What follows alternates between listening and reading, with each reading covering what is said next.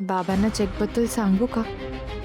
आत्ता त्यांचा मूड पण चांगला आहे. या आनंदात कदाचित ते माझ्यावर रागवणार नाहीत. ये केक कापूया. बाबा, मला महत्वाचं काहीतरी बोलायचंय आज. आता काही नाही. मी आता जागा आहे फक्त नंदासाठी. सो जे काय असेल ते आपण नंतर बोलूया. खूप महत्वाचं आहे खरंच.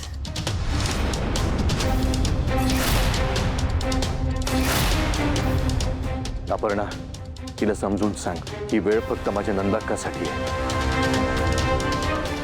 श्रावणी, चल इथून चल.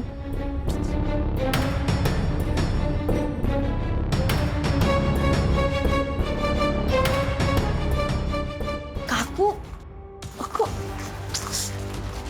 श्रावणी, अगं काय करत होतीस तू? ते आधीच रागावले तरी तू बोलत सुटली होतीस. मला खूप महत्वाचं बोलायचं. श्रावणी, अगं ते आता नाही ऐकणार तुझं. आणि त्यात ती नंदाक्का नाटकी करून त्यांना भुलवत बसली होती. हे बघ, ते काही असू दे. आत्ता जर मी नाही बोलले ना बाबांची तर खूप गडबड होईल. आता काय गडबड करून ठेवलीस? काय काय गडबड होणार आहे? काय सांगायचं होतं तुला?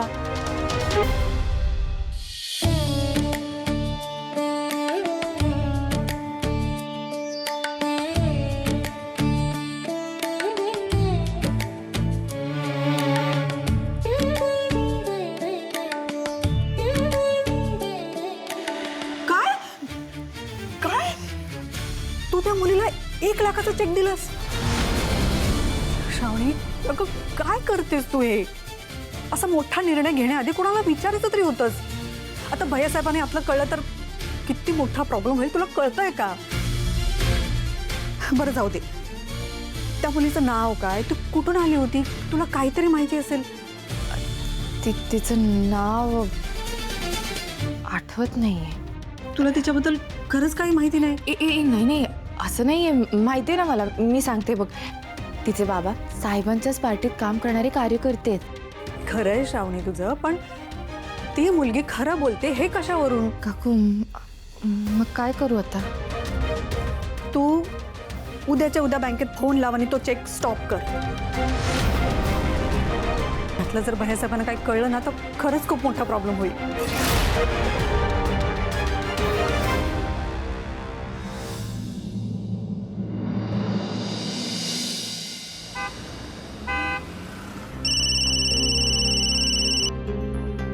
हॅलो. हॅलो, हां बोला मॅडम. मी श्रावणी विश्वंभर राजे शिर्के बोलते. हां मॅडम बोला, मी तुमची काय मदत करू शकते? साहेबांची सही असलेला चेक आलाय का तुमच्याकडे? चेकचा नंबर सांगाल का मला? हो सांगते ना. MO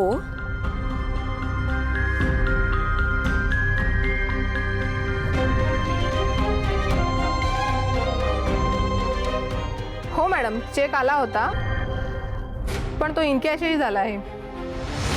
काय? पण असं कसं होऊ शकतं? तुमची बँक आत्ताच उघडते ना. मी केव्हापासून फोन ट्राय करत होते. हो, हा चेक आमच्या दुसऱ्या शाखेतून क्लिअर झालाय आणि ती बँक अर्धा तास आधी ओपन होते.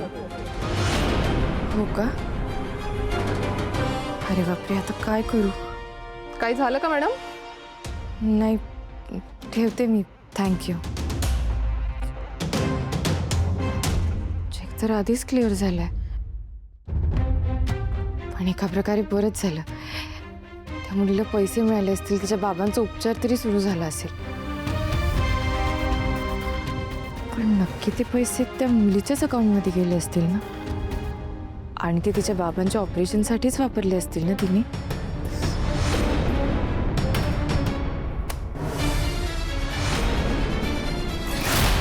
पैसे आपल्या ताब्यात आले. पण वैशाली, तू एवढ्या लवकर जाऊन पैसे काढलेस? पण हो, कारण हे पैसे आपल्यासाठी खूप महत्त्वाचे होते आणि त्या मंत्र्याला या पैशांबद्दल कळण्याआधी आणि त्यांनी तो चेक स्टॉप करण्याआधी मला हे पैसे काढायचेच होते. कारण ह्याच पैशाने त्या मंत्र्याची वाट लावायची आहे. ह्याच मंत्र्यांनी लाडकी मुलगी स्कीम सुरू केली होती ना. लाडकी मुलगी योजना म्हणजे आपल्या लाडक्या लेकींच्या स्वप्नांना दिलेलं एक पाठबळ आहे. म्हणूनच आज प्रजासत्ताक दिनाचं औचित्य साधून मी राज्यातल्या प्रत्येक लाडक्या लेकीला हे वचन देतो की तुमच्या स्वप्नांची जबाबदारी आता आमची असेल. आपल्याला ह्याचा काहीच लाभ झाला नाही. उलटा आपला अपमान झाला, आपल्याला हकलवून देण्यात आलं, शोषण झालं. आणि हे सगळं मला जेव्हा आठवतं ना तेव्हा मला खूप राग येतो आणि असं वाटतं आत्ताच्या आत्ता जाऊन त्या मंत्र्याला संपून टाकावं. अरे ह्या मंत्र्यांना वाटतं स्कीम केली म्हणजे झालं, पण त्या स्कीमचा खरा फायदा आपल्याला होतो की नाही हे बघत सुद्धा नाहीत आणि त्याचमुळे आपल्यासारख्या मुलींचं शोषण होतं, त्रास होतो आपल्याला. वैशाली, आता आपण तू सांगितल्याप्रमाणेच करायचंय का? हो, आज त्या मंत्र्याच्या बहिणीचा वाढदिवस आहे. सगळं मी सांगितलेल्या प्लॅननुसार होईल. माहिती आहे ना काय करायचंय ते? हो. आज त्या मंत्र्याच्या बहिणीच्या वाढदिवसाच्या दिवशी त्याची तिरडी निघणार आहे. या मिनिस्टरच्या घरात परत हा दिवस कधीच साजरा केला जाणार नाही. येस, आता लढायचं आणि जिंकायचं. आत्यासाहेब, शुभू तू इथे? तुम्हाला वाढदिवसाच्या शुभेच्छा द्यायच्या होत्या. Happy birthday. थँक्यू. चला येतो मी. एक मिनिट. माझे जरा एक काम करशील? सांगा की. त्या कपाटाच्या खाली माझ्या चपला आहेत, त्या जरा मला आणून दे ना.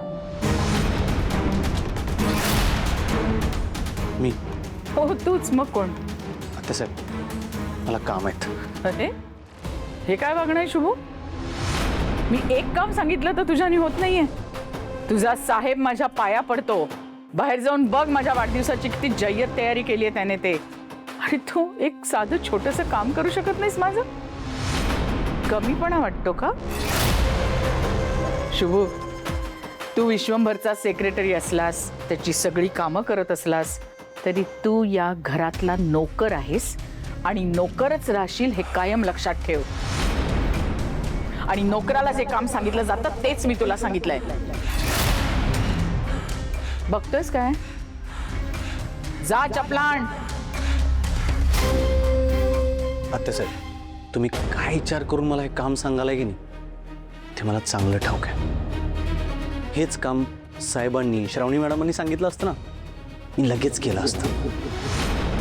डोक्यावरून वाहून घेऊन आलो असतो. त्याच्या पुढचं सांगतो. हेच काम मला सिक्युरिटीने सांगितलं असतं की नाही, तरी बी त्याला मी चप्पल आणून दिलं असतं, स्वतःच्या हाताने घातलं असतं. पण तुम्हाच नाही, अजिबात नाही. म्हणजे त्या सिक्युरिटी पेक्षा सुद्धा माझी किंमत कमी आहे? आत्यासाहेब, तुम्ही काय आहात हे तुम्हाला स्वतःला चांगलंच ठाऊक आहे. मी उगीच बोलून माझ्या जिभेला कशाला त्रास देऊ? ए शुभू, आत्यासाहेब,